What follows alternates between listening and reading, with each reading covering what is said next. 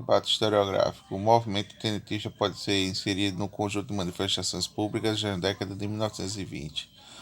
A particularidade da luta de tenentes de fato deles terem conseguido chamar a atenção em todo o país, particularmente a partir do levante de 1924. A metade do movimento era causado para transformações amplas modelos do Estado vigente durante a Primeira República. Mais do que uma disputa de caráter de provincial, o ideário tenentista pretendia embater vícios e desvios criados pelos denominados políticos profissionais.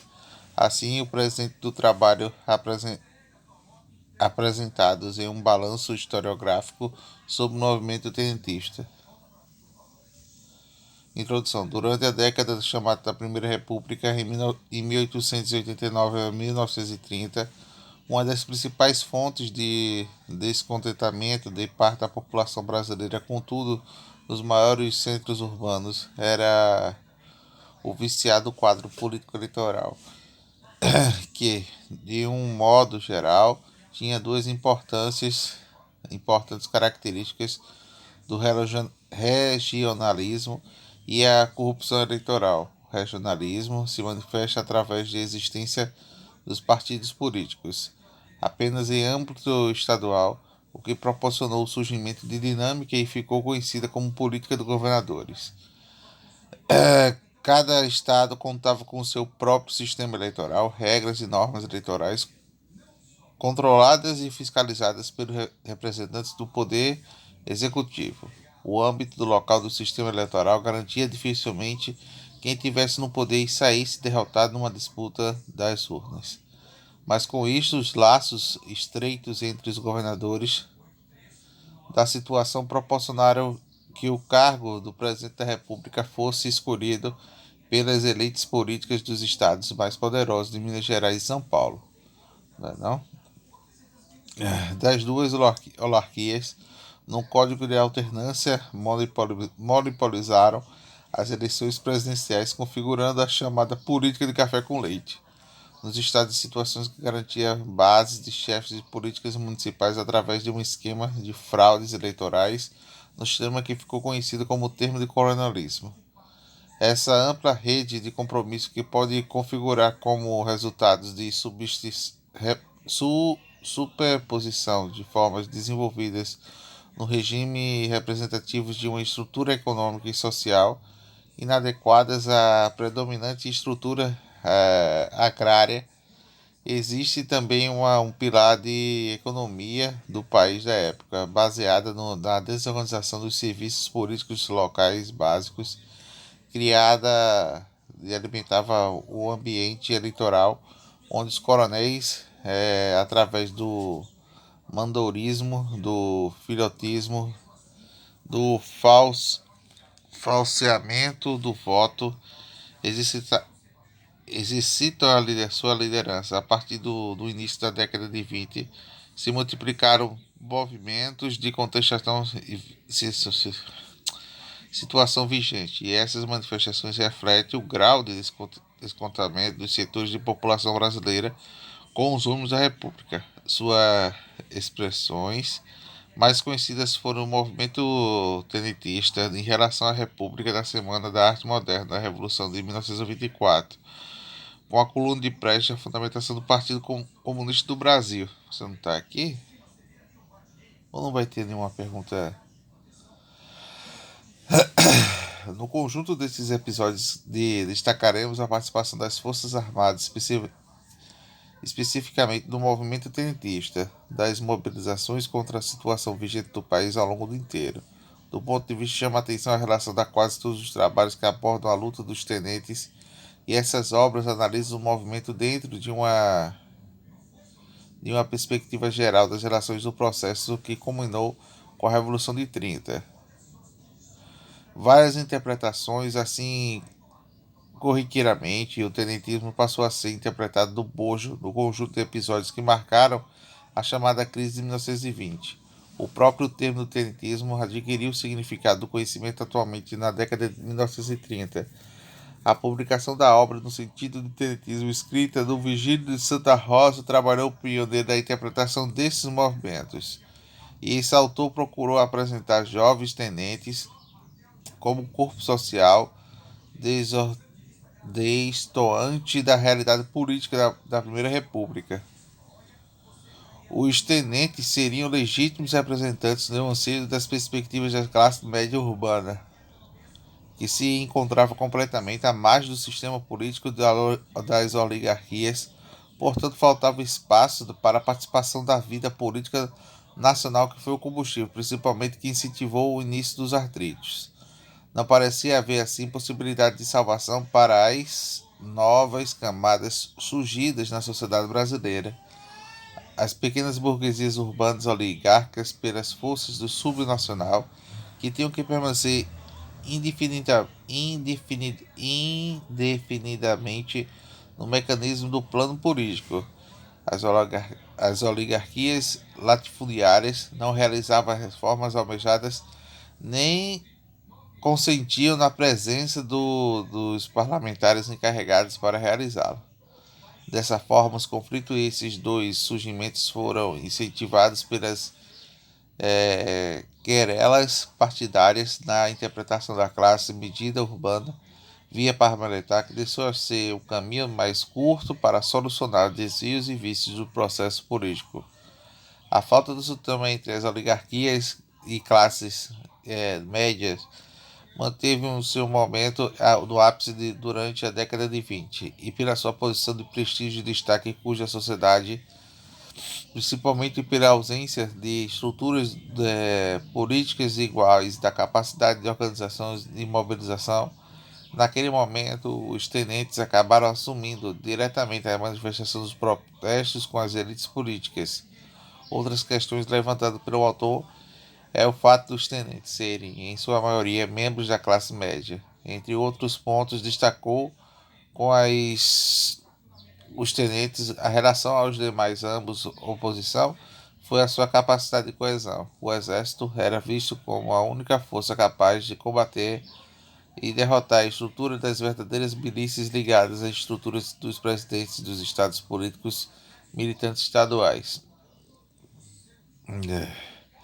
A visão dos tenentes com a vanguarda da classe média passou a ser vista como uma série de autores que pretendiam rediscutir o movimento político que antecedeu a de 1930, para que as novas interpretações do tenentismo não fossem apenas uma rebelião militar contra as classes dominantes, a velha república, mas contra a posição subordinada ao exército no aparelho do Estado. Uma visão que privilegia o enfoque organizacional, que pretende discutir antes de representar qualquer segmento extremo da vida militar dos tenentes, tinham como prioridade defender o interesse das Forças Armadas, sobretudo do Exército. Contudo, apesar de acertar em termos da configuração dos tenentes como representação das classes por conta de origem social e dos seus membros, a posição profissional desconfiável foi um motivo preponderante para os membros do exercício de terem lançado a sua luta em defesa das Forças Armadas. Outra interpretação afirma que o tenentismo das primeiras revoltas de 1922 e 1926 pode ser caracterizado como um movimento de predominância do militar, independente dos setores civis durante as manifestações de insubordinação. A situação precária das Forças Armadas, somadas ao grave quadro social da maioria da população, que levou o tenente a responsabilizarem os políticos civis pela sua situação caótica do país. O inconformismo da indignação com os baixos soldos, a péssima estrutura para a formação e a falta de oportunidade da extinção, a incompetência dos oficiais superiores, somados às denúncias de corrupção do governo civil, que configuraram os fatos que estimularam os tenentes a assumirem uma postura de oposição à oligarquia civis para Edmundos Campos Coelho, oficiais, reivindicações e movimento de tenetistas tiveram como base questões cotidianas à casena, e dessa forma fugir aos clássicos modelos da Revolução Burguesa e a ascensão das classes médias. Será que na origem dos movimentos militares em 1992 e 1994 estavam fatores tipicamente militares na natureza política, não apenas no sentido de restrito que se inspirava naqueles que os momentos que enfoque crítico sobre a relação do exercício e, por outro lado, o regime político e o governo por outro. Ainda que sobre as interpretações do tenentismo podemos citar os trabalhos de José Murilo Carvalho como um texto que busca privilegiar uma leitura mais ampla e profunda do tema. O primeiro dado apresentado por o autor diz a respeito do grande número de tenentes que existiam no interior do exercício durante o período das revoltas de 1924. Ou seja, os tenentes contavam com a superioridade numérica entre outros postos oficiais. Com isso, os tenentes acreditavam estar falando em nome de todo o exército. A origem social e a proximidade com os soldados, que teriam sido fundamentais para os tenentes terem desenvolvido uma grande proximidade que gozem de confiança dos membros, e essa proximidade permitiu que os tenentes conhecessem a realidade do conjunto da população civil. Dessa forma, as influências e pressões da sociedade civil não passavam espera aí, não passaram despercebidas, ou seja, tiveram ressonância no interior dos exércitos, certo? E são guardados em volumes. O movimento tenentista foi a conjugação dos problemas internos e externos dos militares, em especial que tiveram um papel privilegiado no início do movimento de questões relativas à institucionalização do exército durante essa época. O crescimento das influências das forças armadas durante a República permitiu a substancial mudança no comportamento da sociedade em relação ao exército. Se durante muito tempo o exército foi encarado como angro de desordeiros ou de bandidos, essa situação sofreu substancialmente a modificação a partir de uma série de iniciativas que pretenderam qualificar e equipar de forma das Forças Armadas Brasileiras. Dentre essas iniciativas, durante tinha sido fundamentais para ampliar e dar maior capacidade técnica para militares e jovens turcos, estados oficiais brasileiros na Alemanha e missão no francês do Brasil. Quanto mais aprofundava a formação técnica de militares, maior também será a coesão entre os seus membros. É um preâmbulo? É um âmbulo? Esses aspectos que chamaram é, o,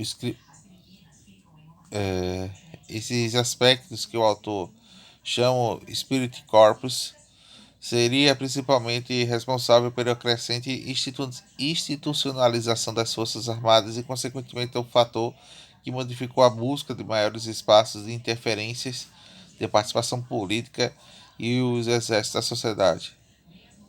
Com um ponto central e o crescimento da importância dos militares durante a Primeira República foi a implantação de dispositivos até então muitos discutidos e batidos do recrutamento por sorteio universal. A partir da adoção do recrutamento por um sorteio cresce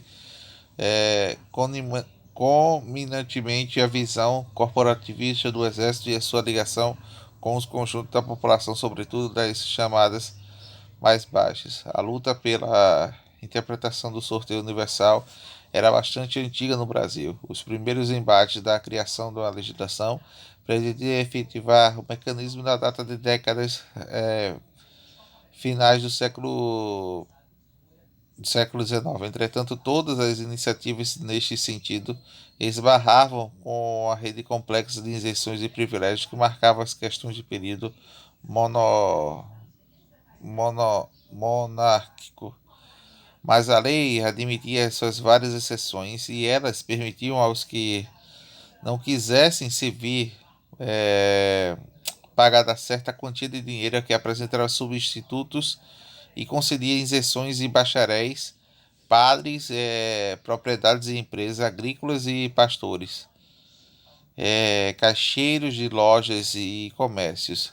Além disso, deixavam o alistamento do sorteio de cargo das juntas das paróquias, resíduos e pelos juízes da paz completados para o paróquio e pelo subdelegado.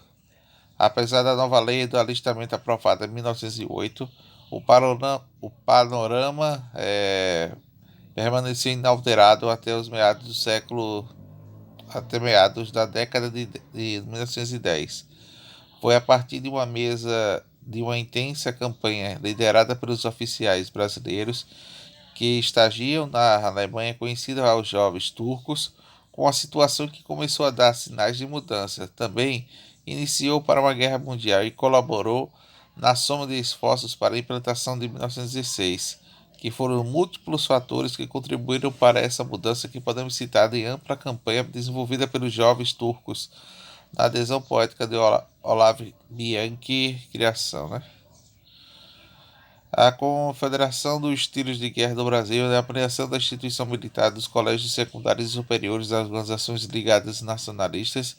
É sempre importante enfatizar que anteriormente ao recrutamento visto como uma medida punitiva que, porém, as suas ações institucionalizadas das Forças Armadas, recrutamento por sorteio, o Exército que passou a ser uma alternativa para as camadas desfavorecida da sociedade, seja por ser garantia de uma formação acadêmica profissional garantida de uma carreira segura ou não, ou até mesmo porque a farda passou a simbolizar a escolha do caminho, pontuando a retidão, ou seja, o pobre, porém honrado.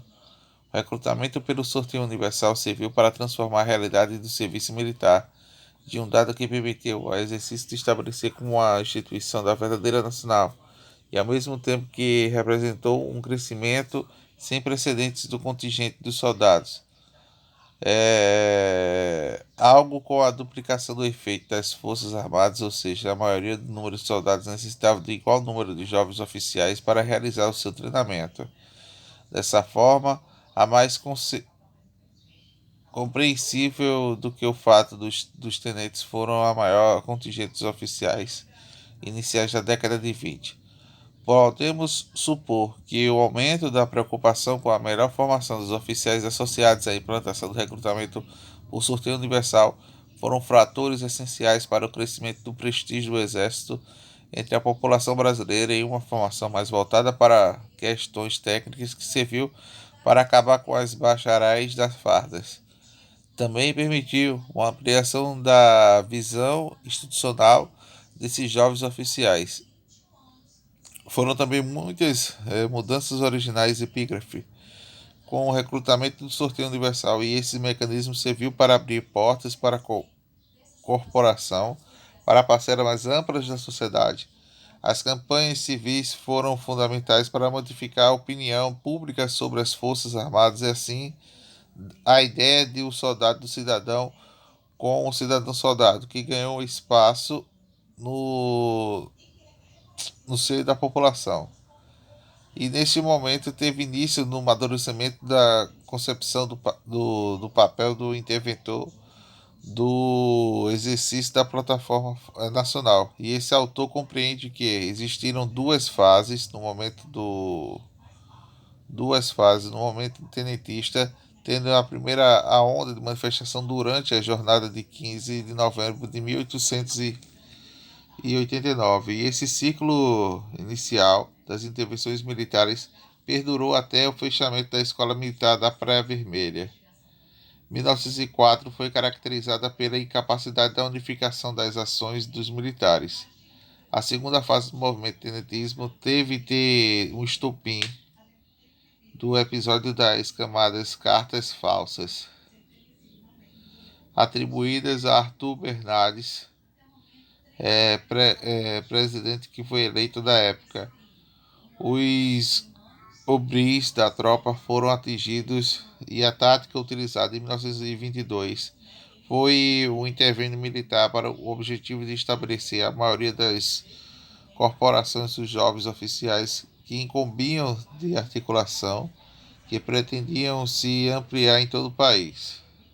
Entretanto, como sabia o resultado dos primeiros levantes, conhecido como 1918 o Forte da Copacabana, em 1992, que foram previstos 2 anos depois, exatamente em 2005 de julho de 1994.